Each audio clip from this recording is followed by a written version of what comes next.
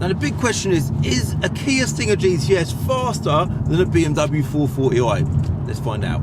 Kia. Now, when you think of the brand Kia, you probably think of stuff like this, yeah? Sensible family cars. There's actually another Kia over there as well. That's what they are. They're just family cars, yeah? And usually on my channel is mainly dominated by German cars. I love German cars, specifically BMW. I'd say it's probably my personal favourite German brand. But today's purchase of the week is actually a Kia.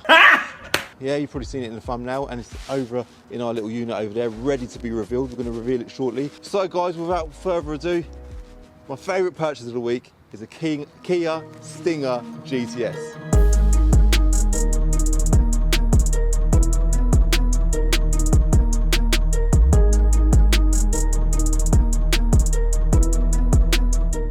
Right, so 2018 Kia Stinger GTS. I thought it came in part exchange this week against what did it come in against?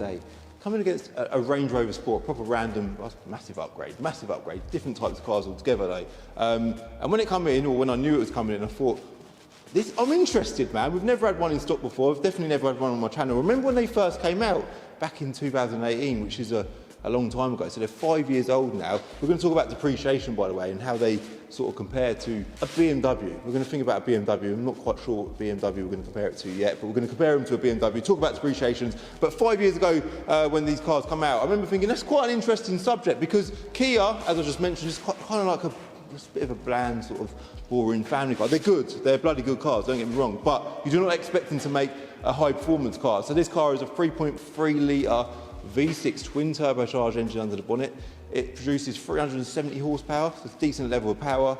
It's actually rear wheel drive as well, and it's a GT car. It's got like a long back. It's a very, very long car. And I think visually it looks quite good. Now I think the brilliant thing with these cars is expectations, because I think most people's expectation of a Kia would be quite low, yeah? Us as petrol heads, people that love especially German cars, you get into a German car, you have an expectation and it meets your expectation.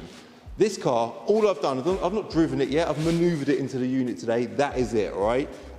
So far, it's massively exceeding my expectations. So I think visually it looks really good. It's got the diamond cut alloy wheels, the colour, I don't even know the name of the colour, but I think that's quite a nice shade of red. It's got black touches as well, black mirrors, it's got a pan roof, all right? So this is actually a really low spec car, seemingly. We're going to go through spec list shortly, and we are going to go for driving it as well. Like I say, I've not yet driven it, so I'm super interested to get it out on the roads, see what it drives like. But continuing on with the visuals, at the back, if we go to the back, do you know what, we haven't even analysed the front end of the car. Let's go back to the front.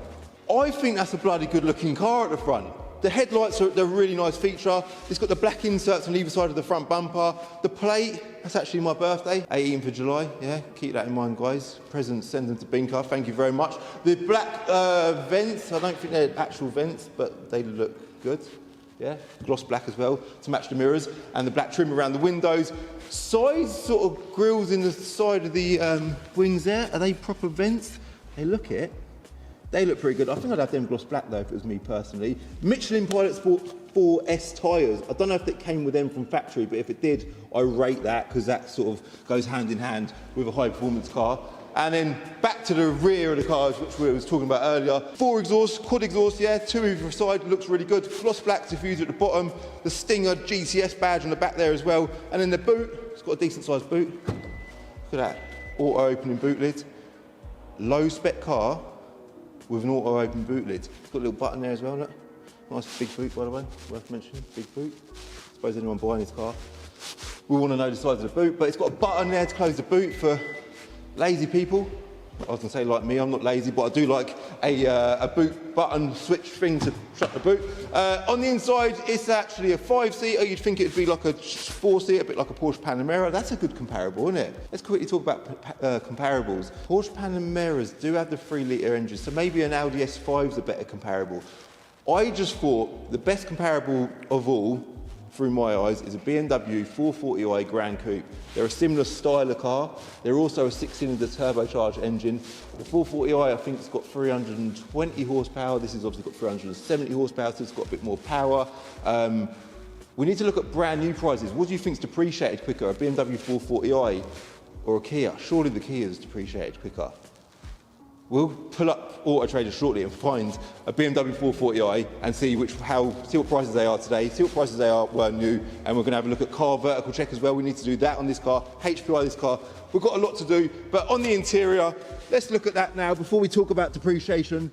I think it's really nice in there. Like, this is an attractive interior.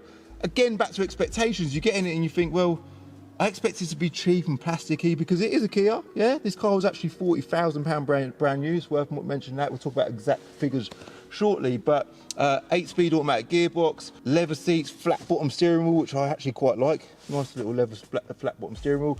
Like that a lot. The shape of the dash, just the overall visuals in there. It's even got a bit of leatherish. Is it leatherish or is it actual leather on the dash as well? Hashtag key check. We've not done that yet. Have I got the key? This is a random key. Let me just sort of get out of here. Get my face in the light. That is the key there.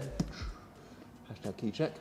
I mean, what I quite like about it is, we'll talk about what I like about it in a second, but what I wouldn't say dislike, it's just random. The buttons are, rather than where most keys, the buttons are on the face of the key, the buttons are actually on the side of the key in this case. And then the unlock button is like a, I don't know, like a thumb button? What would be like that? Like an aeroplane joystick, yeah? Or gaming joystick button on top. But it has got a hold. I don't know if the cameraman can pick that up. The word hold on there, yeah? That's handy for a Kia salesman. I'll tell you why, because me as a guy who's sold lots of Minis in my life, yeah? Minis, when you walk up to the boot of a Mini, yeah, this is what you do. You have to press and hold that button. And then the boot opens. Honestly, you'd be shocked how many Mini buyers have said to me, excuse me, I just bought a Mini and I'm not happy. The boot don't open. I'm like, all right, let me come and have a look. You go out there and they're like, look, I'm pressing the button and the boot ain't opening. If Mini could just put that hold button, that hold text on their keys, it would make salespeople's lives a lot easier. So shout out to Kia for doing that. It's a great move. So back to the interior. The speaker grills, I think they look really nice, very classy. The satin silver, I think that should be used more often in more cars because I really, really like that. 4 electric windows, which is not even worth mentioning. Should we start the engine? Before we start the engine, I think what we need to do is throw a camera up in the window. We need to go through HPI. We need to do a car vertical check as well because we have to do car vertical checks because it's super important. We also need to get on Auto Trader, look at values of used Kia Stinger GTSs as well. And we still need to go for a little drive in it. Also, we need to compare it, the residuals and the depreciation to a BMW 440i, all right? Let's do it.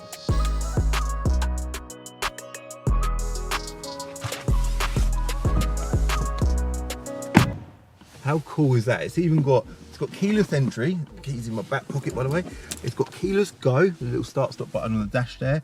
It's got, I'm just sort of listing off the spec that I've seen just through my eyes since looking over the car. This is all standard spec. I do know that this is a supposedly low spec car, but it seems to have come with all of what I'm mentioning from factory. So keyless entry, the speakers there, door open, music turns on. The speakers are actually Harman Kardon. I didn't even notice that when I was just talking about it on the walk around there. So Harman Kardon sound system. It's also looking like it's got a head-up display. That leather-ish dash, I think that looks really good. 2 cup holders, heated seats and cooling seats by the looks of things. And what else did I notice? I did notice something else. I noticed, electronically operated steering column. The seat is back, like there's loads of leg room in here, something that I always consider when buying a car for myself because I am 6'3" and you know, you want leg room, and there is absolutely loads of leg room in here, right? So if you're on the tall side of life, well, you're going to be absolutely fine. I mentioned it's got the boot lid button. What else do I want to mention in here? Overall, I am really impressed with the interior, all right? So do I want to adjust the camera? Do I want to adjust the seat? Pan roof. I know I've mentioned that. It's mad that it's got a pan roof. Is that an Alcantara headlight?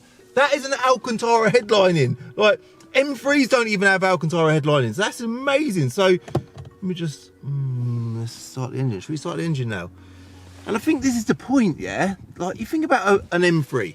We've done a video on one of them recently, the one that my brother Drone bought. That car new was £75,000. When you think of this car, it is the top of the range Kia, but it's not on par. It's not. I don't think it's built to compete with an M car. It's built to compete with maybe things like I say, an M440i, right? And I think it does a very, very good job of that. We haven't talked about the used values of these yet either. So what do you think is more expensive today, this or a comparable 440i? We'll do that shortly. Let me just start the engine.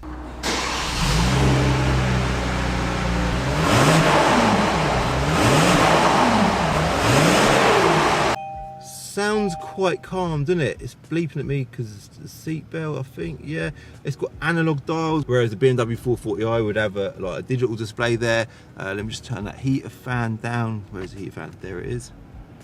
Oh my god, it's turning up. Oh, that's the wrong button. That's why I can't. Completely unfamiliar with how this infotainment system works. Touchscreen, it's all quite neat as well. It's looking like it's got Android Auto, it's got Apple CarPlay as well. It's all quite neat. Very, very good. Automatic gearbox, which I've already mentioned. By the way, I'm just sort of soaking this in as I go. It looks all very well kept. This car's done 27,000 miles as well. I don't think I've mentioned that yet. And that is pretty much it from my overall impression of the visuals. I am really, really impressed. Got the little GT badge and the headrest, which I really like. I was going to attempt to open that sunroof.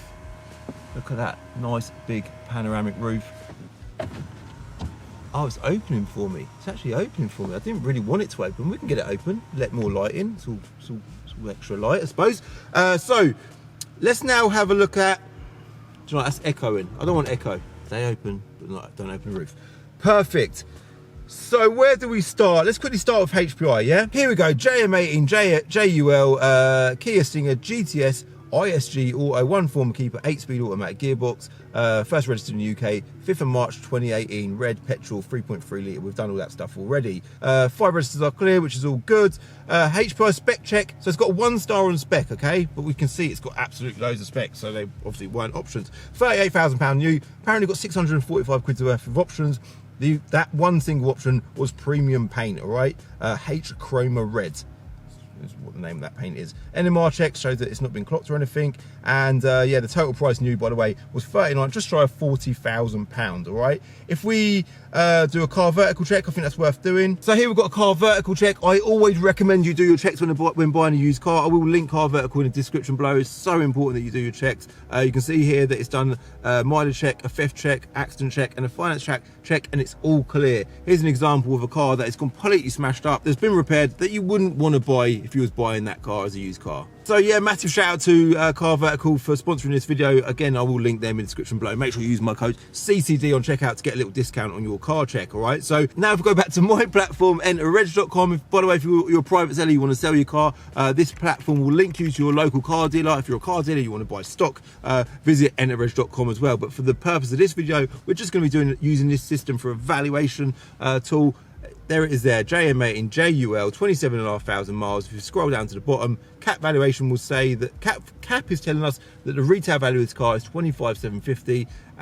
Auto Trader is saying it's a little bit more than that, 27,300. The trade values are sort of between 23 to 23,500 pounds, okay? That gives you an idea what this car is worth today and how much it's depreciated by, right? So in the 5-year period, it's gone from 40 grand to a retail value today of about 25, 26, 27 grand, yeah?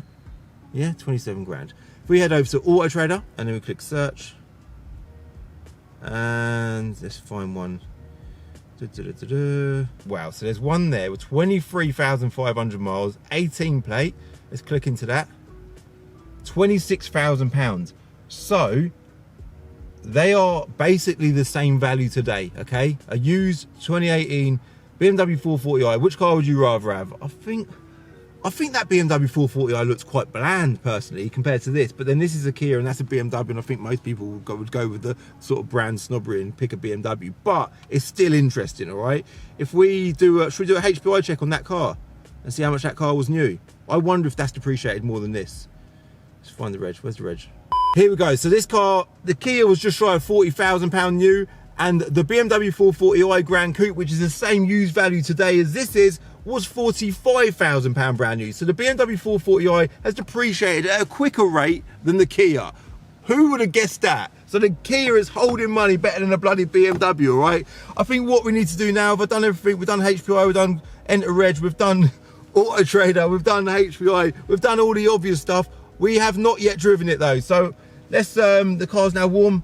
let's hit the road. Right, so we are just up the road. We're at the roundabout. The roundabout is very, very busy. I do want to do 20 to 70 mile an hour draggy times on this car as well to see how it compares to all of the other cars on the draggy leaderboard. I'm not quite sure how I'm going to do that, but I will make sure that that is somehow in this video. I have just noticed that it's got a heated steering wheel as well. Isn't it amazing? I know I've mentioned spec. This is probably the third time I've mentioned the word spec in this video, but isn't it amazing this car's got all of this spec from factory? Heated seats, cooling seats, heated steering wheel, electronically adjustable steering wheel, pan roof. I was going to throttle it there, but I'm going to save that for when I finish this section of the video. Head-up display, which is quite nice, by the way. It's quite subtle. Some head-up displays are a bit dominant and a bit in your face, but this is like really mild looking. It's not too bad at all. Currently showing me the speedo, and I think you can adjust the head-up display with the buttons on the steering wheel. Is that right? I was just messing around with them. There's all sorts of settings via this button on the steering wheel.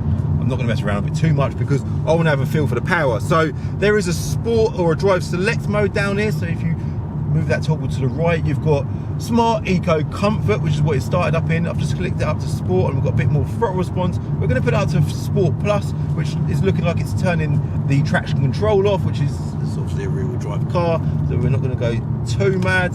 And we are on the roads as well, of course. Second gear.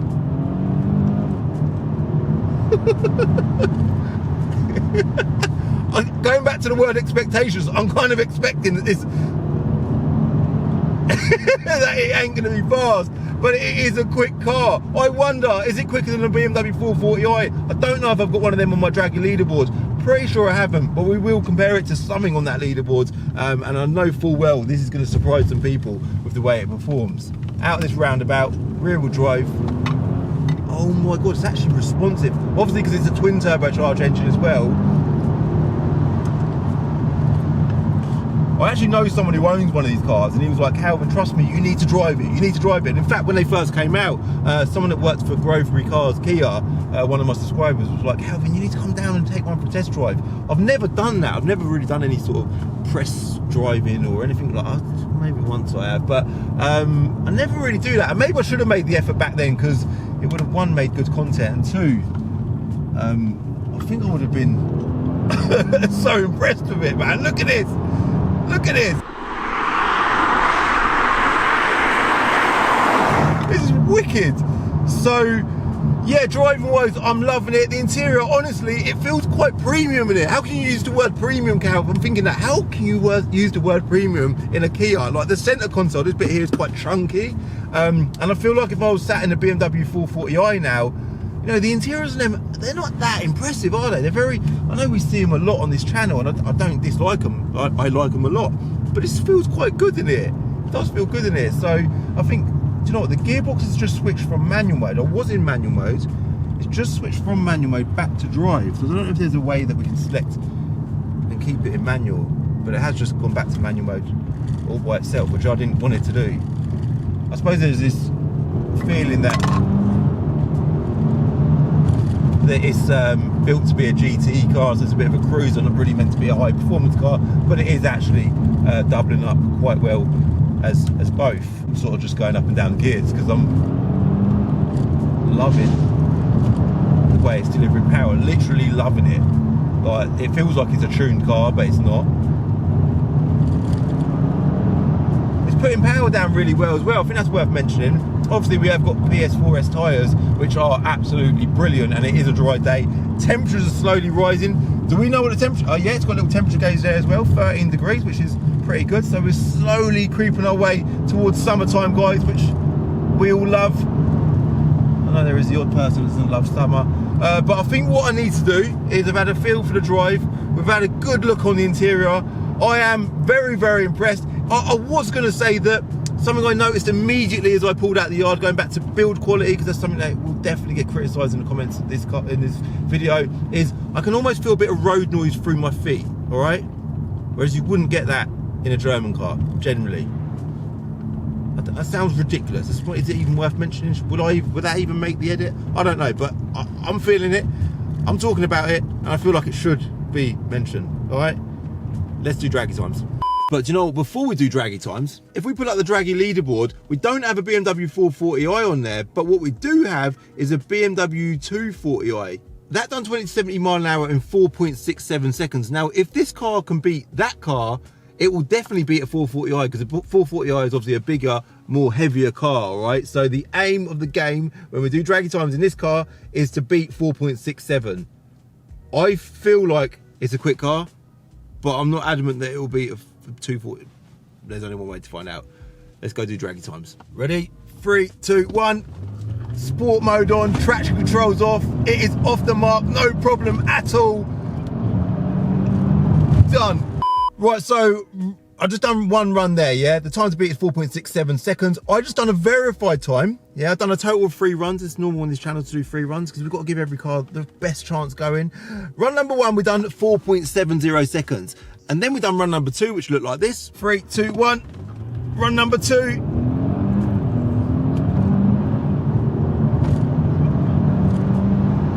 That one there was actually quicker, quite a bit quicker, yeah? So the first one was 4.7 seconds. The second one was 4.53 seconds, which would make it quicker than an M240i, right? But that was an unverified time, so we can't use that time, okay? Then I done a third run. Here's the third run. Run number 3. So a quick reminder again of the time to beat if we want to beat a BMW 240i, because that's got the same B58 engine as the BMW 440i has got. We need to do it in 4.67 seconds. And the third and final run, which was also a verified run, I might add, I need to add that, yeah? It done it in, am I right? I'm not blocking anyone. I'm just on a random driveway. Drum roll, it done it in 4.66 seconds. So it literally just scraped past the BMW 240i. That means the Kia Stinger is without a doubt quicker than a BMW 440. That's amazing. Quicker than a 440i. Let's get on the road, and I need to quickly summarize this video in the best way I can. So what is my summary of this car? I think going back to the word expectations, so much better than I expected it would be. And then if we compare it to a BMW 440i, I must admit, like visually, I feel like this is a better looking car. I prefer a BMW, granted, but I do feel like BMW 4 Series, they just look a bit bland, all right? Me personally, would I go for a BMW or a Kia? I think I'd go for a BMW because I'm just a massive BMW fan. If we look at what a BMW offers over a Kia, I suppose, a BMW is statistically or factually a better brand. I have noticed a couple of little creaks, one in the pan roof here, and one, where did I notice? Maybe around the head-up display. Very subtle, but again, I suppose going back to the word expectations, that's probably what you'd expect with the build quality of a Kia, right? What we have just proven though is depreciation wise, it's depreciated at a slower rate than a BMW 440i. It is also faster from 20 to 70 mile an hour than a 440i, and spec wise from factory it offers so much more than a BMW 440i. Now I know full well that I don't care who you are, anyone that gets in the driver's seat of this car will be super impressed with how it performs, right? The throttle response, by the way, I haven't discovered a way of getting it permanently into manual gearbox mode. I don't even think that exists. There's no way of selecting or switching the gear lever. It just, you put it in manual, it goes into manual for a short period of time, and then it just decides that, or just assumes that you don't want to be in manual anymore, which is a little bit annoying. But can't remember what I was saying now. I literally cannot remember. The performance of this car, the throttle response, even at low end now, like I'm sort of driving around town, so I'm going to do nothing stupid, but the power is just bang on point. And whoever you are, I don't care whether you dislike Kia as a brand, you will get in this driver's seat and you will be shocked how well this car delivers power. I'm not saying you're going to buy one, it won't make you buy one. If you're on the edge of buying one, it will make you buy one. But if you completely dislike Kias, I've got no idea, by the way, where I am, you probably will never buy one, but you will be impressed with it, all right? And I think that's my summary. I'm impressed, you'll be impressed, I rate it. This car is now just going up sale, and I think by the time this video goes live, it'll be sold. But I will remind you again that I will link Car Vertical. Oh, I know where I am, on the high street of Stony Stratford. I will link Car Vertical. It's a Kia. What is that Kia? It's an EV. Yeah, we don't want to talk about that. I will link Car Vertical in the description below. That is a platform available to the public. So if you want to do your check, I will encourage you to do your checks when buying a used car. A reminder again to use my code CCD on checkout to get a little discount. Also, my platform, Enter Reg. That is a trade-only platform. If you're a car trader and you want to buy cars from private sellers, go to enterreg.com, sign up, get on it, and we'll we're building a community of car traders. It's absolutely brilliant. And also, if you're a private seller, you want to sell your car, go to rentitredge.com, and that will feed your car into our trade platform to all of our traders. All right, that's everything, man. I hope you like this video. If you did like it, do me a favor, hit like, hit subscribe if you're new. Oh, and I also discovered there's also I was about to go then. I also discovered when I was maneuvering it earlier, it's actually got not just a reverse camera, a 360 camera, and that also was not on the spec list. Yeah, hit subscribe if you're new, and I'll see you in the next video. Bye. After filming this video, I kind of thought that maybe a 6 Series was a better comparison, because they both weigh in the region of 1800 kilos, but they are quite a bit older. They stopped making the 6 Series in 2018. I found this one here advertised on Auto Trader with a dealer with only 50 odd thousand miles, and it's just under £19,000, which I think is great value. But for me personally, for the exact same money as the Kia, I'd buy this car here. It's a BMW F80 M3 competition, but there is a slight catch. It's done 110,000 miles, which for a lot of people's eyes, they'd think that's bloody ridiculous. But I suppose if we all like the same thing, the world would be boring. Which brings us back to the point of this video. We're all different, we all like different things, and the Kia is a beautiful car for a certain type of person.